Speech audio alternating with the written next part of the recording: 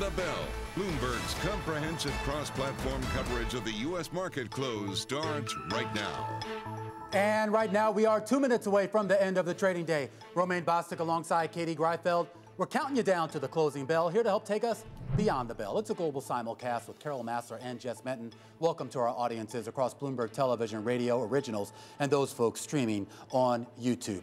Massar, yeah? Traditionally, we celebrate the first day of spring on March 21st, but astronomers and calendar manufacturers have now said that it actually begins on March 20th. This is what you've been doing in the last 45 minutes? It's all he's talked about is when is the spring equinox. We've talked about nothing else. Well, is there a banking crisis? So happy that you're focused on that. Yeah. I don't know that I want to say crisis. I think we have to be careful, right? But we certainly have seen nervousness within the banking sector, and you've got, you know, both. I'll call it a crisis. How many banks? How many banks have gone under? 3, but I mean, right? There's some banks that are doing okay. You know, and I'm looking at the S&P 500, investors coming back into the market. I mean, time will tell. Crisis, panic, reset. I don't know, Jess, which word? If only one building catches on fire, then is it not like a fire? It's just a fire. It's a fire, but I mean, the whole town ain't going over, going under. True. That's true. Yet.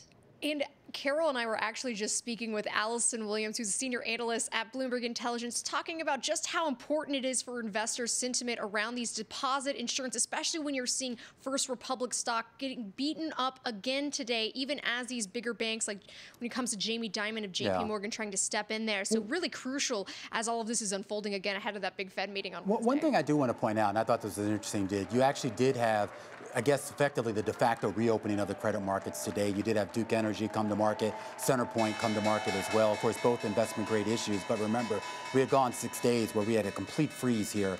So maybe that is a good sign, and it shows that investors are getting a little bit more comfortable with where we are right now. You're hearing the bells ringing here in New York. The Dow Jones Industrial Average higher by almost 400 points, or about 1.2%. The S&P higher by about 35 points, or 0.9%. While the NASDAQ Composite is higher by 45 points, or about 0.4%. The Russell 2000, though, that's your relative outperformer on the day, up by about 1.1%. And we should point out the S&P 400 mid-caps, which include a lot of those banking stocks, those regional bank names, up 1.7% here on the day, Carol. All right, we're going to get into the industry groups in just a moment with Katie, but I'm just looking at the S&P 500. Yeah, most names in that index higher today, everybody. 440 to be exact, 62 to the downside, Katie, 1 unchanged. And if you look at the industry groups, it's pretty much buying into that idea that this is a pretty broad-based rally, at least for today. You look at what's leading it. You have insurance up at the top. Then you have energy, materials, all in the green. And we have a lot of bars here, that color. But if you get to the bottom of the screen, you do have software. You do have transportation down, Carol. So not everyone was singing the same tune. No, but a lot of green there. So let's get to some of the individual gainers. I had to go to UBS. The ADRs that trade in the U.S. at their highs, up 8.6%. Closing, though, with a gain of about 3.3%. We know the story, of course. It's acquisition of Credit Suisse, also getting billions in central bank and state support. But, of course, that happening over the weekend. But those ADRs up in today's trade. New York Community Bancorp, I think, Katie, you were talking about this earlier on TV, up almost 32% in today's session, soaring by a record in the trade, upgraded by at least 2 analysts following its agreement to take over Signature Bank's deposit, also some of its loans, spending about $38 billion to do so. So certainly an outperformer there. And Enphase Energy, this is just top in the NASDAQ 100. That's why I wanted to share it with everybody, because there's stuff going on beyond the banking sector. Upgrade to outperform from market perform at Raymond James. This is for Enphase Energy. They say the stock's multiples now look more reasonable, welcomes the solar equipment makers' expansion in Europe. Stock, though, still down about 27% year to date, Jess. And looking at the decliners, have to start off, of course, with First Republic. Looking at that stock down nearly 50%. So this did come even after we were just talking about this rescue proposal again by JP Morgan's Jamie Dimon, trying to convert these deposits to capital. But if you branch this out and just look over the past 2 weeks, that stock's down around 90%. And this does come, as we all know, a day after S&P did cut its credit rating deeper into junk for the stock. But moving over and look at the ADR for Credit Suisse, if that stock down over 50% today, down close to about 53% after UBS obviously did agree to buy Credit Suisse for more than $3 billion. We've been talking about that all yesterday as well as today. And I have to point out what's happening with Bed Bath & Beyond.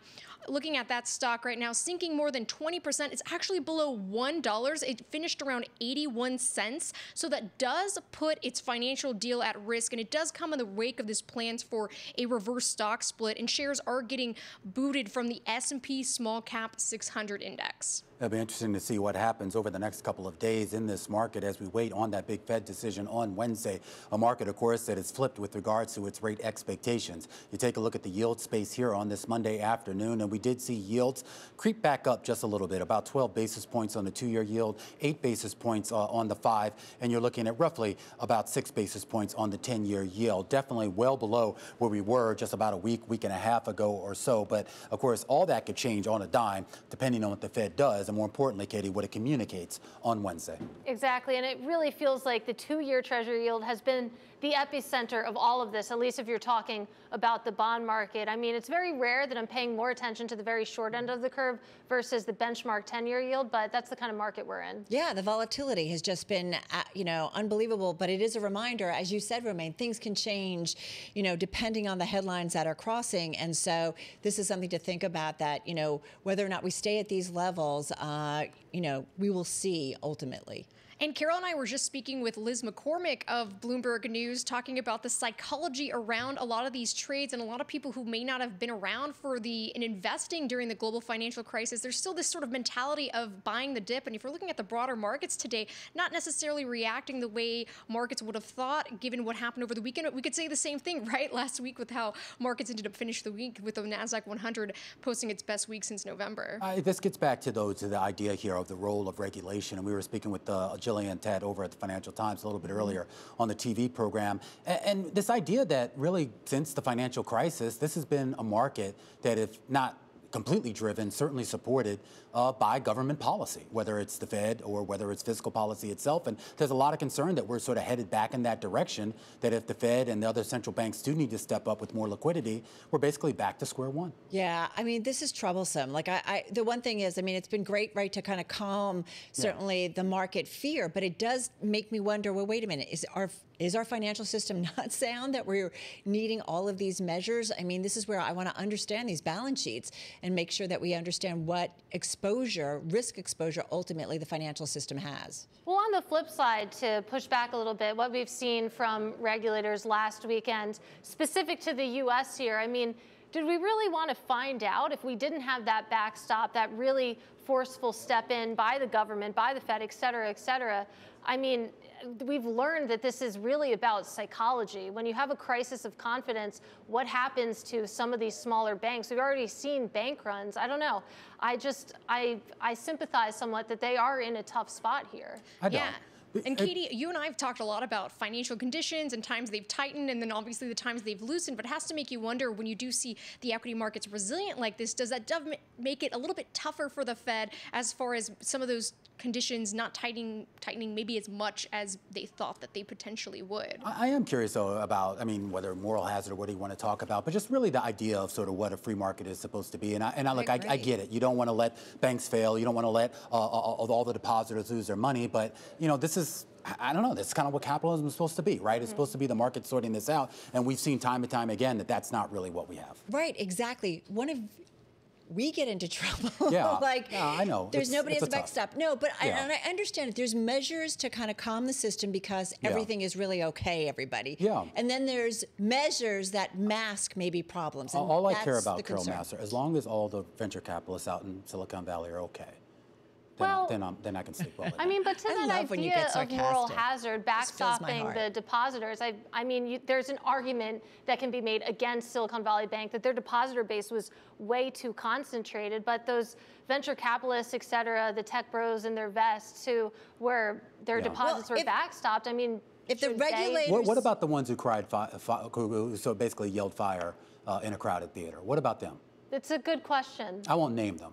Okay. The problem is if the accountants don't get it, if the executives don't get it, if you don't have, chief risk officers, if you have central banks that are saying there are problems, but then there's no repercussions or accountability, then there's something wrong with the system. And now you got every congressman coming out with some little, half-baked bill that they want to do this and that. So now we got a year of this. Yeah, and we still have on the eco calendar. Happy spring equinox. Since we keep talking about tomorrow. we keep talking about spring, but it's spring home buying season coming up, but we're actually getting a ton of housing data this week. So that's something else beyond all of this that I'm going to be keeping my eyes on this week. Oh, I love you guys. I love you too. Where's Tim? Is he, you just drove him away, Carol? He's watching right now. No. I do that to people. What can I tell you? All right, hopefully he comes back. All right, we will see you again tomorrow. All right, that's a wrap, guys. Our cross-platform coverage, radio, TV, Bloomberg Originals, and of course on YouTube. We call it Beyond the Bell. We will see you again, same time, same place tomorrow.